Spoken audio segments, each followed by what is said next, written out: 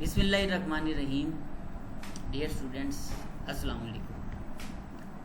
امید کرتا ہوں آپ سب خیریت سے ہوں گے، ہمیشہ کی طرح اپنا اور اپنی فیملیز کا بھی خیال رکھ رہے ہوں گے.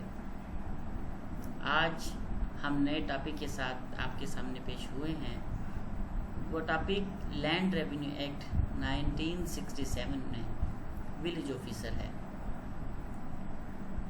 آج ہم یہ ڈیٹیل کے ساتھ ڈسکس کریں گے کہ ولیج آفیسر کون ہوتا ہے اور اس کے جو مختلف نام جو مختلف شہروں میں لیے جاتے ہیں. کوئی ولیج آفیسر کہتا ہے، کوئی لمبردار کہتا ہے، کوئی ہیڈ مین کہتا ہے. تو اس کے اوپر ہم ڈسکس کریں گے انشاءاللہ. یہ لینڈ ریونیو ایکٹ کا نہایت اہم چیپٹر ہے اور آپ ڈیلی لائف میں دیکھیں گے کہ آپ سب کا اس کے ساتھ واسطہ پڑے گا. اسی لیے آپ اسے پوری توجہ سے سنیں گے اور اس میں بھرپور حصہ لیں گے. ہم دیکھتے ہیں کہ ہر گاؤں میں کوئی نہ کوئی ایک نمبردار ضرور ہوتا ہے. آپ نے کبھی سوچا ہے کہ وہ نمبردار آخر کون ہوتا ہے اور اس نمبردار کی کیا اہمیت ہے، یا اس نمبردار کو اپوائنٹ کس مقصد کے لیے کیا جاتا ہے؟ آپ اکثر دیکھتے ہیں اپنا CNSE اگر بنوانے جاتے ہیں نادرا میں تو وہ بول دیتے ہیں کہ جائیں جی آپ کسی نمبردار کے سائن کروا لائیں. اگر آپ نے دیکھا ہوگا یا کبھی ڈومیسائل وغیرہ بنوایا ہوگا تو اس کے اوپر لکھ دیا جاتا ہے کہ جائیں جی نمبردار کے آپ سائن لے کے آئیں یا نمبردار سے اٹیسٹڈ کروا کے لائیں. اور بھی بہت سے ایسے مقاصد ہیں جن میں نمبردار کے سائن کہیں نہ کہیں ضروری سمجھے جاتے ہیں. اس کے علاوہ اگر آپ کوئی وراثتی انتقال کروانا چاہتے ہیں تو بھی آپ نے دیکھا ہوگا کہ لاسٹ میں لمبردار کے سائن ضرور لیے جاتے ہیں. اگر نمبردار کے سائن نہیں ہوں گے تو پھر وہ ایک الگ بات ہے کہ ہم اس کے مطلب کسی اور کے بھی کروا لیتے ہیں، لیکن نمبردار ہی کیوں؟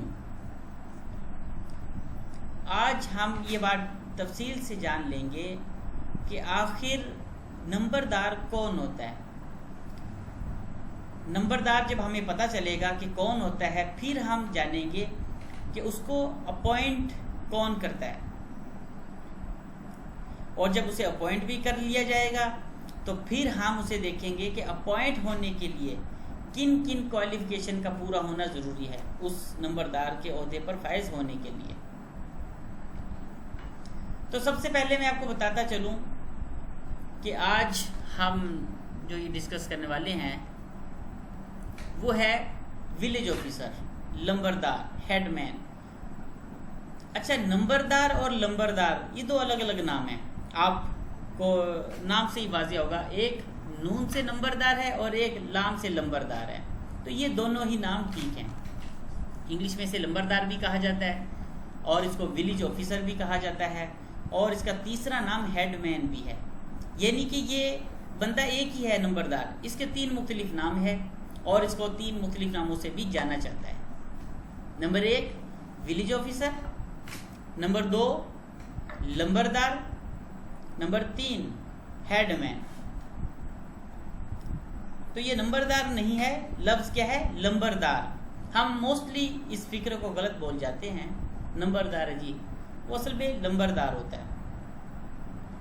تیسرا ہیڈ مین ہے.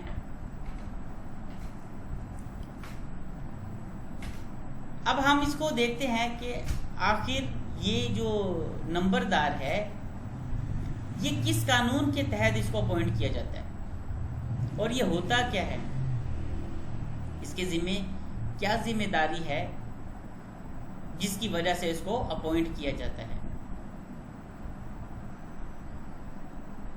تو تفصیل کے ساتھ انشاءاللہ ہم اسے پڑھتے رہیں گے. آپ میرے ساتھ ساتھ رہیے گا اور انشاءاللہ یہ نمبردار آج اگر آپ سمجھ لیں گے تو کبھی آپ لائف میں بھولیں گے نہیں. تو سب سے پہلے میں آپ کو اس کا تعارف کرواتا چلوں کہ یہ लंबरदार, विलेज ऑफिसर, हेड मैन ये एक ही नाम है। पहले तो आप दिमाग में ये बिठा लीजिए कि ये तीनों एक ही नाम है और एक ही इसकी जिम्मेदारी होती है। ऐसा नहीं है कि विलेज ऑफिसर कोई और होगा, नंबरदार कोई और होगा, लंबरदार कोई और होगा, हेडमैन कोई और होगा, नहीं, ये तीनों नाम एक ही ओहदे के हैं। और ये लैंड रेवेन्यू एक्ट 1967 के चैप्टर नंबर 6 में डिटेल के साथ इसको बताया गया है। इसकी अगर डेफिनेशन देखें, इसकी लंबरदार की ड्यूटीज़ क्या हैं, वो आपको मिलेगी सेक्शन 4 के सब सेक्शन 28 में। अगर आप लैंड रेवेन्यू एक्ट 1967 के चैप्टर 6 में जाइए तो उसमें एक चैप्टर है डेफिनेशन का, तो इसकी सेक्शन नंबर 4 है और इसका सब सेक्शन 28 है। उसकी डेफिनेशन बताई गई है वहाँ पर, अभी हम डिस्कस कर रहे हैं इंशाल्लाह। और अगर चैप्टर नंबर 6 में आ जाएं तो ये सेक्शन 36 से लेकर 38 तक इसको डील करेंगे। तो ये है प्रोविजन सेक्शन के हवाले से।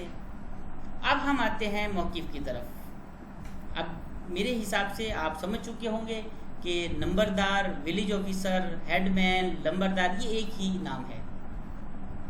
और ये किस चैप्टर में है? वो चैप्टर नंबर 6 है। सेक्शन क्या है? सेक्शन 4 के सब सेक्शन 28 है। और जो ये डिटेल के साथ बताया गया है वो सेक्शन 36 to 38 है। अब हमने तो जान लिया कि आखिर ये विलेज ऑफिसर क्या होता है। चले हम इसको कोई एक नाम दे देते हैं ताकि आप समझने में आपको आसानी हो सके। आप इसे हेडमैन कह लें, विलेज ऑफिसर कह लें, लंबर, बात एक ही है। अब सवाल ये पैदा होता है, देखिए हमें राइट्स तो बाद में पता चलेंगे ना, पहले हमारे लिए जानना जरूरी है कि आखिर इसको अपॉइंट कैसे किया जाता है, या इसको अपॉइंट कौन सी अथॉरिटी करती है, और अपॉइंट होने के लिए क्या क्या जरूरी है। इन सब का मुताला करना नहायत ज़रूरी है। तो सबसे पहले हम डिस्कस करते हैं कि इसको अपॉइंटमेंट ऑफ हेडमैन, ये अपॉइंटमेंट कैसे की जाती है हेडमैन की। जब आप ये जान लेंगे कि अपॉइंटमेंट कैसे की जाती है, उसके बाद आप फिर इसकी राइट्स एंड ड्यूटीज़ के बारे में जानेंगे। उसके बाद फिर हम जब अपॉइंटमेंट जान लेंगे, राइट्स एंड ड्यूटी जान लेंगे, उसके बाद फिर हमें जानने की ज़रूरत है कि आखिर उसे डिसमिसल कब किया जाएगा, ये कैसे उसको बरतरफ किया जाता है। अब ज़रूरी नहीं है कि एक नंबरदार आ गया है और वो अपनी मनमर्जी कर रहा है या अपनी मनमानी कर रहा है, कानून की बालादस्ती नहीं कर रहा है, कानून के खिलाफ चल रहा है, तो क्या वो फिर भी नंबरदार रहेगा? ऐसा बिल्कुल भी नहीं है। आखिर उसको बरतरफ करने का तरीका भी कानून ने बताया होगा। वो कौन से स्टेप्स होंगे, वो कौन सी यानी कि पॉइंट्स होंगे जिस पॉइंट्स की बिहार पे उसको बरतरफ भी किया जाएगा। डेफिनेटली जो ऑफिसर जो भी ओहदे में आता है, जब भी अपॉइंटमेंट की जाती है तो उसकी कुछ ना कुछ रीज़न भी होती हैं उसको बरतरफ करने की। वो रीजंस व्हाटसोएवर इज कुछ भी हो सकती हैं। लेकिन पहले हम जिक्र करने वाले हैं अपॉइंटमेंट के ऊपर, उसके बाद हम जिक्र करने वाले हैं, यानी आप यूं समझ लीजिए इस क्वेश्चन को हम 3 तरीके से पढ़ने वाले हैं।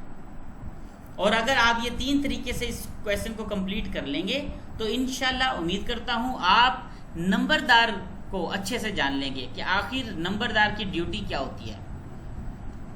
और अगर आपको पता ही नहीं है बीइंग अ लॉयर कि आखिर एक नंबरदार का काम होता क्या है, अब मोस्टली बहुत सारे लोग ऐसे हैं, बल्कि बहुत सारे सीनियर लोग ऐसे जिनको पता ही नहीं है नंबरदार के आखिर ड्यूटीज़ क्या हैं। और मज़े की बात यह है नंबरदार को खुद भी नहीं पता होता उसकी जिम्मेदारियाँ क्या होती हैं। उसके पीछे भी एक लॉजिक है, वो भी इंशाल्लाह मैं अभी आपको बताऊंगा और स्ट्रॉन्ग आर्गूमेंट्स के साथ बताऊंगा कि उसको खुद भी नहीं पता होता भाई मेरी जिम्मेदारी क्या है। बस वो अबाव इधर से चलता आ रहा है सिस्टम, वो उसी हिसाब से उसके साथ आगे आगे बढ़ता जा रहा है।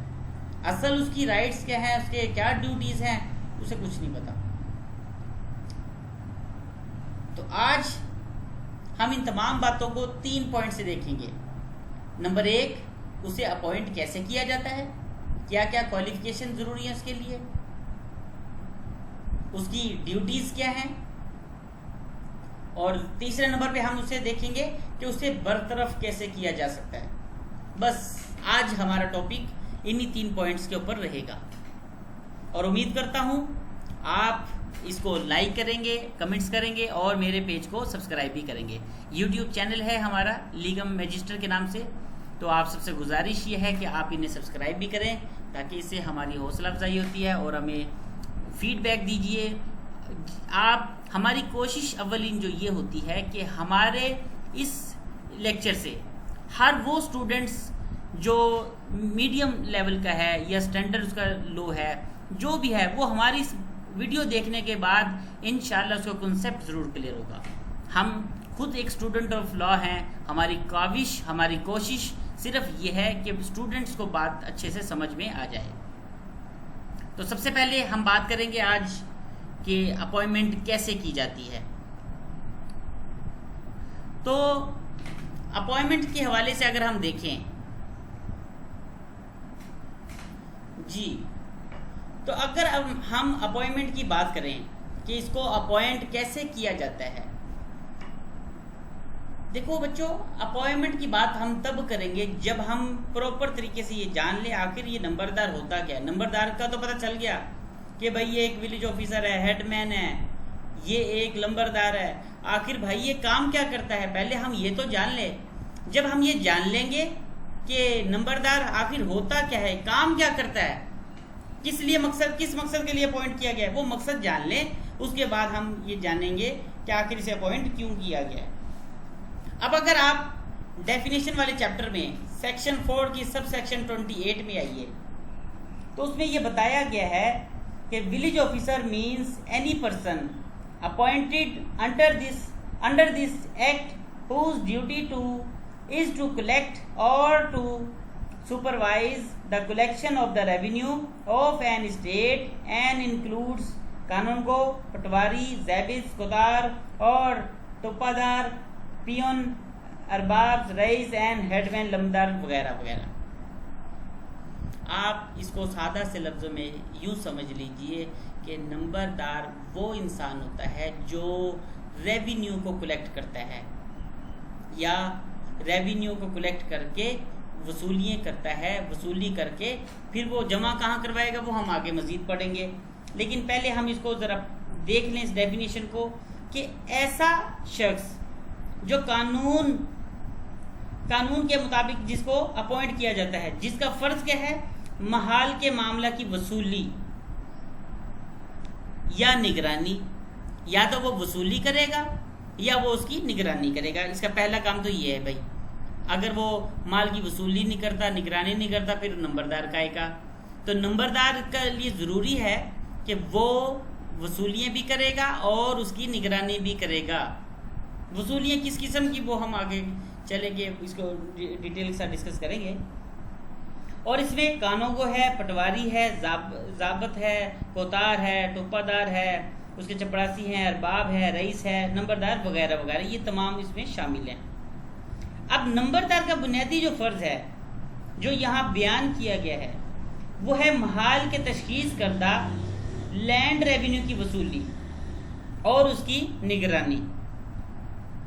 اب نمبردار کے حقوق کا ذکر واضح طور پر جو قانون مالیہ اراضی میں نہیں کیا گیا، مگر دیگر کئی قوانین میں ضرورت کے تحت نمبردار کے فرائض کا ذکر کیا گیا کہ آخر ان کے فرائض کیا ہوں گے، اور ان فرائض کی بجا آوری بھی نمبردار کے لیے لازمی ہے۔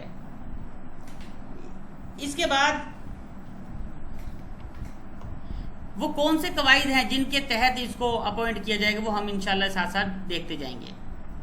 اب اگر ہم دیکھیں 1968 کے قاعدہ یعنی رول 22 کے تحت نمبردار کے فرائض ضرور بتائے گئے ہیں، اور ان فرائض کو بیان کرنے سے قبل یہ بات بھی واضح کی گئی ہے کہ نمبردار صرف ان رول کے تحت ہی فرائض انجام نہ دے گا، بلکہ جس نافذ الوقت قانون کے تحت بھی اس کے فرائض بیان کیے گئے ہیں وہ فرائض بھی اس کو انجام دینے ہوں گے۔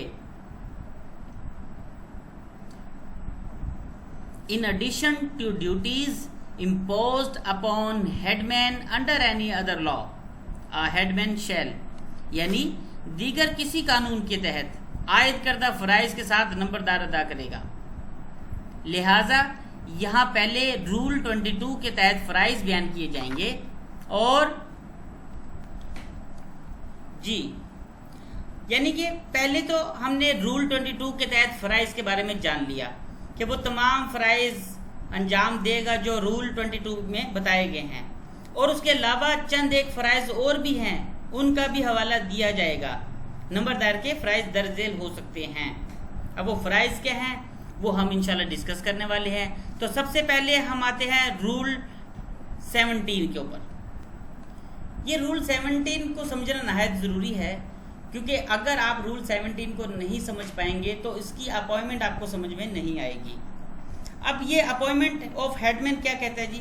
وہ یہ کہتا ہے کہ نمبردار کی جو اول تقرری ہے اس کے قواعد و ضوابط اور شرائط قواعد وغیرہ وہ لینڈ ریونیو 1968 کے قاعدہ 17 میں بیان کیے گئے ہیں.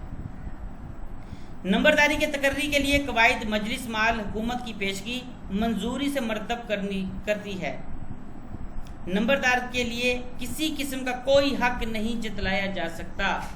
یہ بات نہایت غور والی ہے کہ کوئی بھی وہ اپنے اس رائٹ کو اپنے اس عہدے کو وہ جتلائے گا نہیں کہ بھائی میں تو نمبردار ہوں، یہ بھی ہونا چاہیے وہ بھی ہونا چاہیے، میں یہ کر دوں گا وہ کر دوں گا، جیسا کہ آج کل پریکٹس چل رہی ہے. نمبردار بہت بڑے کام کر جاتے ہیں لیکن وہ اس کی ذمے ہے، جو ذمہ داریاں ہیں اس کے علاوہ اس کے پاس کچھ نہیں ہے بس. اب یہ آخر نمبرداری نظام جو ہے چونکہ یہ ایک انتظامی معاملہ ہے، انتظامی سیٹ ہے، لہٰذا اس عہدے کے لیے کوئی حق نہیں جتلا سکتا. نمبردار کی تقرری کے لیے عام اصول یہ ہے کہ کوئی شخص یہ دعویٰ نہیں کر سکتا کہ اسے عہدہ نمبرداری پر کوئی حق حاصل ہے. نمبرداری کی تقرری کرتے وقت انتظامی امور کو مد نظر رکھا جاتا ہے، نہ کہ اہل دہیہ کی خواہشات کو، یعنی کہ اب گاؤں والے کیا چاہتے ہیں یا دوسرے لوگ کیا چاہتے ہیں یا خود وہ کیا چاہتا ہے، ایسا نہیں ہوگا. اب جہاں تک جسمانی صحت کا تعلق ہے تو اس بات کو نمبرداری کے سلسلہ میں مد نظر رکھا جاتا ہے. اب مان لیجئے کہ ایک انسان ہے، اب وہ ایج میں بھی زیادہ ہے اور اسے سنائی بھی کم دیتا ہے، جسمانی طور پہ فزیکل انفٹ ہے، تو کیا وہ نمبردار بننے کے اہل ہے؟ تو اس کو پہلے تو اس کی تمام شرائط کو پورا کرنا ہے کہ وہ اس قابل ہو، کہ وہ اس کیپیبل ہو کہ وہ تمام انتظامی امور کو بخوبی اور احسن انداز میں چلا سکتا ہے، تب ہی اس کی اپوائنمنٹ کو دیکھا جائے گا.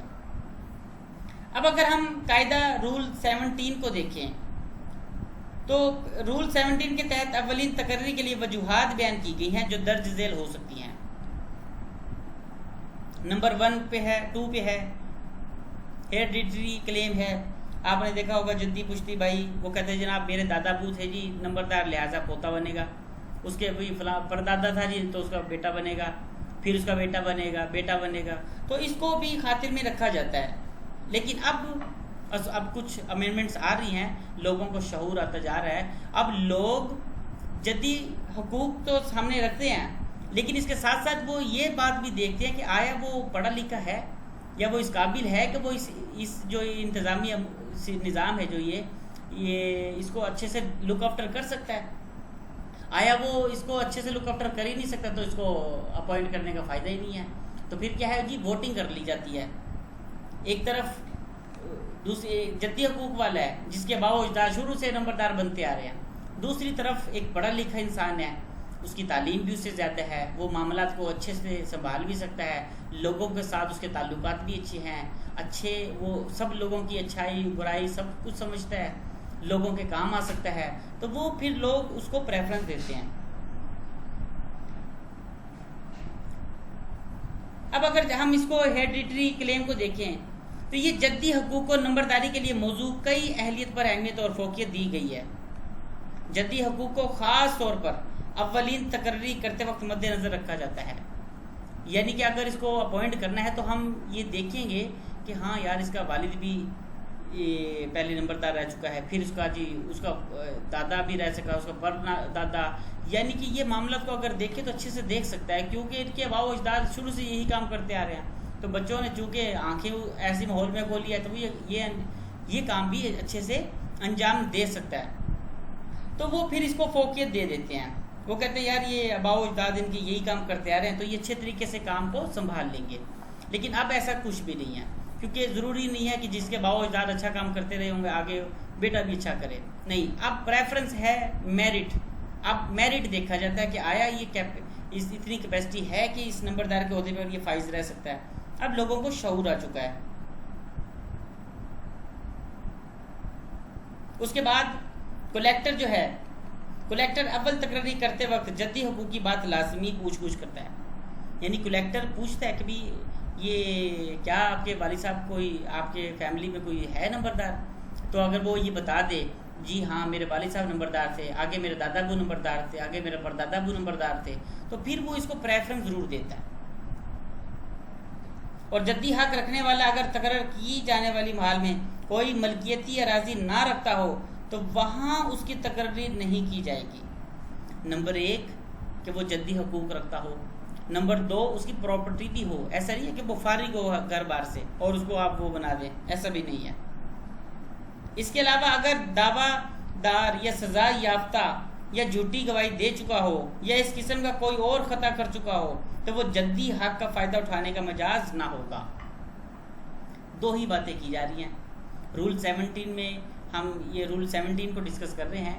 اس میں ہم نے کہا کہ جدی حق وہی استعمال کر سکتا ہے جس نے پہلے کبھی جھوٹ نہ بولا ہو، کوئی اس کے اوپر دعویٰ نہ چلا ہو، یعنی کہ وہ کوئی پیشہ ور نہ ہو. ایسا نہ ہو کہ اس کے اوپر تو بھائی کئی پرچے کٹے ہوں، FIRs ہوں، ٹھیک ہے، چوری چکاری یہ وہ ہر الٹے کام میں وہ ملوث ہو اور وہ کہے جی میں تو جدی کشتی جی ہمارا تو خاندانی اسی میں تھا تو لہٰذا مجھے بھی اسی بہا پہ اپوائنٹ کر لیا جائے. تو ایسا نہیں ہوگا. کلیکٹر پوچھے گا ضرور کہ بھائی آپ کے فیملی میں کوئی نمبردار، وہ کہے جی ٹھیک ہے. دوسرا پھر اس کو ایماندار بھی ہونا چاہیے. تیسرا اسے جھوٹ نہیں بولنا چاہیے، گواہی کبھی جھوٹی نہ دیتا ہو. چوتھے نمبر پہ اس نے کبھی کسی غلط کام میں اس کی انوالو نہ ہو، جوا ہے، شراب ہے، حرام جو بھی الٹا سیدھا کام ہے وہ اس میں ملوث نہ ہو. اس کے بعد اگر وہ ان تمام چیزوں میں ملوث پایا جاتا ہے تو پھر وہ جدی حقوق کا فائدہ اٹھانے کا محاذ نہ ہوگا، مجاز نہ ہوگا. تاہم اس کے باوجود جدی حق والے کو جو فوقیت دی جائے گی اس کا اندازہ درج ذیل مقدمہ جات سے لگایا جا سکتا ہے.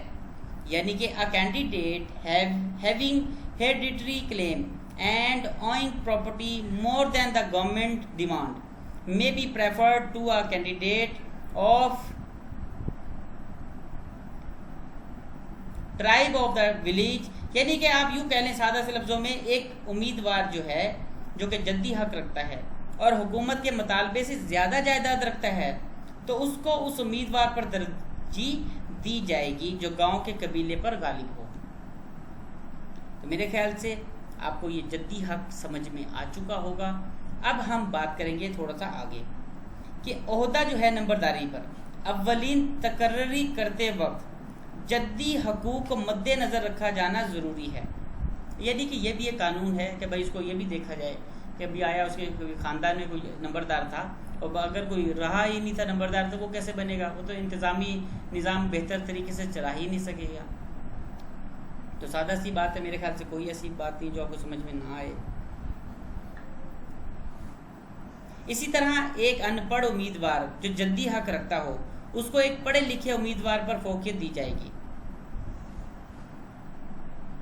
اب اس کا پیج ہے PLD ہے 1958 مغربی پاکستان ریونیو، صفحہ نمبر 50 ہے، آپ اس پہ بھی ملاحظہ فرما سکتے ہیں. ایک ایسا امیدوار جس کا جدی حق ہو اور حکومت کا مطالبہ پورا کرنے کے لیے کافی زمین کا مالک بھی ہو تو اس کو ہمیشہ ترجیح دی جانی چاہیے. PLD میں لکھا ہوا ہے 1957 پیج پر اور پیج نمبر یہ اس کا دیا گیا 31 پہ. جدی حق کو صرف اسی وجہ سے نظر انداز نہیں کیا جائے گا کہ باپ کسی چھوٹے یا جھوٹے جرم میں سزا یافتہ نہ ہو، یعنی کہ اس کا باپ یا دادا یا پہلے وہ کسی کریمنل کیس میں ملوث نہ ہو. امیدوار کا چناؤ مکمل طور پر مالیہ احکام کا ثبات اختیار ہے اور عدالت مالیہ میں اپنے آئینی اختیار سماعت کے باوجود اس میں مداخلت نہیں کر سکتی۔ تو میرے خیال سے اب آپ سمجھ چکے ہوں گے۔ دیکھیں ہم نے اس میں 3 باتیں کی ہیں موٹی موٹی۔ نمبر 1 کہ جدی حقوق کو دیکھا جائے گا، کلیکٹر ایک دفعہ پوچھ گچھ ضرور کرے گا، جدی حقوق کو وہ پریفرنس دے گا، لیکن وہ شرط لگا رہا ہے کہ بشرطی کہ اگر اس میں کسی قسم کے وہ کرائم میں ملوث نہ رہا ہو، جھوٹی گواہی نہ دی گئی ہو، اور اس کے پاس جو زمین کا ٹکڑا ہے جو ڈیمانڈ کرتی ہے یہ گورنمنٹ اس سے کم نہ ہو، تو ادروائز اس کو پریفرنس دی جائے گی۔ اب اگر ہم بات کریں رول 17 کی، تو میرے خیال سے رول 17 خود بتا رہا ہے کہ کن کن باتوں کا خاص خیال رکھا جاتا ہے اپوائنٹمنٹ کرتے وقت۔ اب اگر ہم پوائنٹ 3 کے اوپر آئیں، کینڈیڈیٹس پراپرٹی، امیدوار کی جائیداد کے بارے میں کیا خیال ہے؟ یعنی کہ امیدوار کی جائیداد اور وہ بھی حکومتی مطالبے کے مطابق ہونا ضروری ہے۔ تو اس کا اندازہ درج ذیل مقدمات کے فیصلے سے لگایا جا سکتا ہے، جو میں آپ کو بھی پیش کرنے والا ہوں۔ نمبر 1 پہ ہے PLD 1964 ہے، اور اس کا ریونیو کا پیج نمبر 26 ہے۔ اس میں لکھا ہوا ہے کہ a candidate owing no land in the petty or in the estate for which the appointment is to be made should not be appointed۔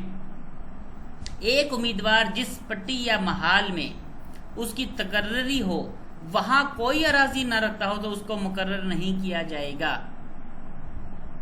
پھر سے سمجھیے،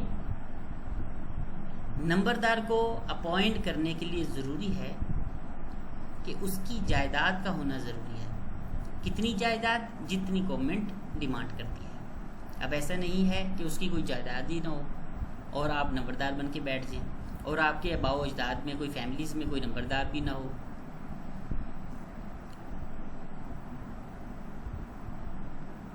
یعنی کہ نمبرداری کے عہدے پر فائز ہونے کے لیے یہ ضروری ہے کہ اسی محال میں مکینی اراضی موجود ہو، یعنی کہ وہ اسی جگہ اس کی زمین بھی موجود ہو، جس گاؤں کا وہ نمبردار بننے جا رہا ہے اس گاؤں میں اس کی اپنی جائیداد کا ہونا نہایت ضروری ہے، تبھی اس کا نمبردار اپوائنٹ کیا جا سکے گا، ادروائز وہ مقرر نہیں ہو پائے گا۔ اب یہ جو زمین کی اہمیت ہے نمبردار بننے کے لیے وہ مسلم ہے، جس کی اپنی حکومتی معیار کے مطابق اراضی نہ ہے وہ نمبردار نہیں بن سکتا۔ PLD 1964 ہے، ویسٹ پاکستان، صفحہ نمبر 51 اور 42 ہے۔ تاہم اتنا ہی کافی ہے کہ امیدوار کی اتنی جائیداد ہو کہ وہ حکومت کے مطالبے کی ضمانت کے لیے کیا ہے جی وہ کافی ہو، اور وہ مقابلہ کرنے والے امیدوار کو ملکیتی اراضی میں معمولی فرق کا نظر انداز کیا جا سکتا ہے، لیکن زمین آسمان کا نہیں۔ اب مثال کے طور پر ایک سپوز کر لیں کہ ایک کینڈیڈیٹ ہے، اس کے پاس 20 ایکڑ ہے اور دوسری جگہ پہ ہے 19 ایکڑ ہے، لیکن وہ تعلیم میں، تربیت میں، ایکسپیرینس میں وہ سے زیادہ ہے، تو پریفرنس اس کو دی جا سکتی ہے۔ تھوڑا بہت فرق ہے اس کو تو وہ انسان نظر انداز کیا جا سکتا ہے۔ اب اس کے علاوہ اگر کوئی امیدوار کلیکٹر کے حکم کے بعد اور کمشنر کی منظوری سے قبل مزید اراضی کی ملکیت حاصل کر لے تو بھی اس کے معاملے کو زیر غور لایا جا سکتا ہے۔ بہرحال یہ بات طے ہے کہ نمبردار بننے کے لیے متعلقہ محال میں خاطر خواہ اراضی کا موجود ہونا ضروری ہے۔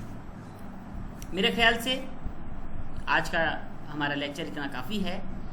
آج کے لیکچر میں ہم نے یہ جانا، اب میں آپ کو تھوڑا سا سم اپ کر دوں تاکہ آپ بات کو سمجھ سکیں، پھر نیکسٹ ویڈیو میں انشاءاللہ ہم یہیں سے سٹارٹ لیں گے۔ آج کی ویڈیو میں ہم نے جانا کہ نمبردار کون ہوتا ہے، تو ہم نے جان لیا کہ نمبردار کا کام ہے وصولی کرنا، کس کی؟ لینڈ ریونیو کی، اور اس کی نگرانی کرنا۔ اب سمجھ میں آ گیا کہ نمبردار کا تو کام ہی ہے نگرانی کرنا یا وصولی کرنا، یہ موٹی سی بات ہے۔ نمبر 2 پہ پھر ہم نے بات کی کہ اس کو اپوائنٹ کیسے کیا جاتا ہے، تو ہم نے دیکھا کہ رول 17 کو سامنے رکھا جاتا ہے۔ رول 17 کیا کہتا ہے جی؟ وہ کہتا ہے جی اگر کوئی جدی حقوق رکھتا ہو تو اس کو پریفرنس دی جائے گی، بشرطی کہ اس کے فیملی میں کوئی نمبردار رہا ہو، بشرطی کہ اس کی فیملی میں اگر کوئی نمبردار رہا ہو تو وہ کسی بھی طرح کرائم میں ملوث نہ ہو، کہ کسی بھی طرح کی جھوٹی گواہی میں ملوث نہ ہو، کسی بھی طرح کے یعنی کہ آپ کرمنل اس کے اوپر نہ بنتا ہو، کرائم اس کے اوپر ثابت نہ ہوتا ہو، اور اگر کرائم ثابت ہوتا ہے تو پھر یہ نہیں بن سکے گا۔ شکریہ، نیکسٹ انشاءاللہ لیکچر میں ہم ڈسکس کریں گے۔